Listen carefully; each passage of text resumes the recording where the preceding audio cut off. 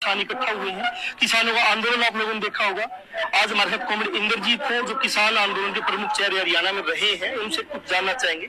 आज का एक आंदोलन है, एक तरफ सरकार कह रही खाद बीज दवाई सब दे रहे हैं, दूसरी तरफ दमन कर रही है। सवाल इस बात का है, झूठ भी बोल रही है और दमन भी कर रही है। इस दमन को कैसे देखोगे आप?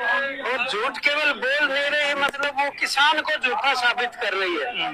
वो तो थानों तक में लाइन लगाने को तैयार है खाद के लिए और बीज के लिए। वो कह रहे हैं खाद की कमी है ही नहीं। ये निर्लज्जता की बात है सबसे बड़ी। आपने देखिए ना, आप खुद कह रहे हैं कि संविधान दिवस है।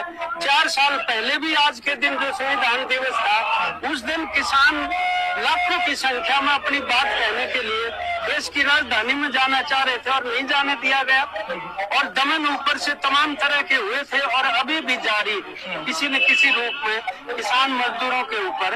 तो इसलिए ये आज देश भर में चेतावनी दिवस का आह्वान इसीलिए किया गया।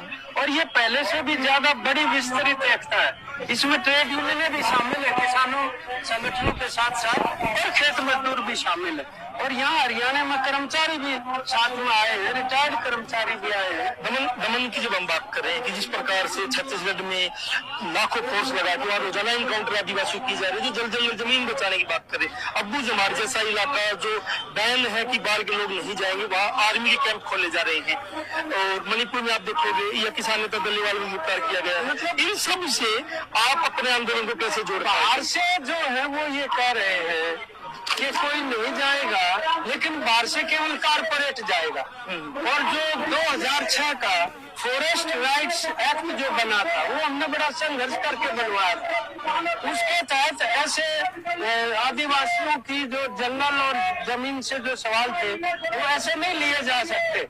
आज उसके अंदर भी संशोधन करके, जैसे भूमि अधिग्रहण कानून में संशोधन करके अंधाधुंध ढंग से यहाँ पर भी ले रहे हैं। चाहे वो हाई टेंशन की टावर गाड़ने का सवाल हो या तेल पाइपलाइन बिछाने का, किसान के साथ धक्का कर रहे हैं। तो ये एक लड़ाई वास्तव में इसलिए साझी है किसान मजदूर की और आदिवासियों की, क्योंकि तीनों का जो लक्ष्य है लूटने वाला, वो कारपोरेट सेक्टर है। तो अगर वही कारपोरेट और सरकार का गठजोड़ लूट रहा है, तो नीचे से सबकी एकता होनी जरूरी है। अगर इस एकता में कमी आएगी तो लड़ाई कमजोर हो जाएगी। जमीनी तौर पे मैं फिर पूछ रहा हूँ कि यहाँ के आंदोलन को मणिपुर से, छत्तीसगढ़ से, उड़ीसा से, झारखंड से, या आपके बॉर्डर पे जो किसान बैठे हैं, दलीवाल किसान ने तो गिरफ्तार किया, उसको कोई जोड़ने की कोई एसकेएम की कोई कौन जोड़ना? मैं ये कह रहा हूँ कि सब अब जैसे साउथ इंडिया में एसकेएम नहीं था, अभी बन गया।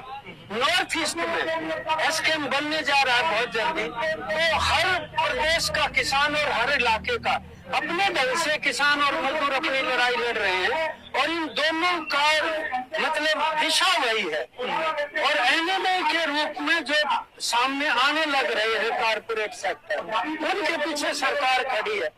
तो सारे अपनी जगह अपने अधिकारों को और आजीविका को बचाने के लिए, जल जंगल जमीन जिसको हम कह सकते, उसको बचाने की जो लड़ाई लड़ रहे हैं, उसका सूत्र आपस में इसीलिए जुड़ा हुआ है कि वो तीनों कारपोरेट परिस्थितियों के खिलाफ। आंदोलन के भविष्य में चुनौतियां क्या देखती? क्योंकि चुनाव में लोग देखते कि चुनाव आएगा बीजेपी को पार कर देंगे। चुनाव से बीजेपी पार नहीं हुई। अभी 5 साल हरियाणा में भी रहेगी, महाराष्ट्र में भी रहेगी और सेंटर में तो रहेगी। चुनौतियां क्या देख रहे हो इन 5 साल में? चुनाव में बाहर तो नहीं हुई, चलो ठीक है, हरियाणा में तीसरी बार वो आ गए, लेकिन कुल मिला के 60% लोगों ने उनके खिलाफ वोट डाला है। और उस 60% में ये किसान मजदूर नौजवान महिलाएं जो गरीबी और बेरोजगारी से दुखी वो सब शामिल है। और अगर आप कुल मिला के जिन्होंने वोट नहीं डाला भी, उसको भी देखोगे तो 27% लोगों से वो बनी हुई है सरकार। तो सरकार बनना अपनी जगह है, चुनाव में हार जीत किस तरह से विक्रम कर पाए हैं या धांधली कर पाए हैं, वो अपनी जगह है। हम तो ये कह रहे हैं कि उनकी जातियों के खिलाफ पहले भी लड़ रहे थे और अभी भी लड़ेंगे, निश्चित तौर पर लड़ेंगे। इससे कोई निराश होने वाली बात नहीं है। तो हौसला पूरा आपके सब लोगों में है। जय भी रहे हो आप। कुछ लोग का आधार है लोगों की तकलीफ और नीतियों के जो कुप्रभाव है वो। तो कॉमरेड इंद्रजीत हमारे साथ थे। साफ मानना है कि पूरे देश के अंदर जिस प्रकार से अलग अलग आंदोलन चले हुए हैं, जल जंगल जमीन बचाने का आंदोलन है, खेती बचाने का आंदोलन है, उनको कहीं ना कहीं एकजुट करने की तरफ एसकेएम बढ़ेगा भविष्य में। और हौसला है, चुनाव बेशक हार गया लेकिन लड़ने का हौसला अभी भी है। तो धन्यवाद।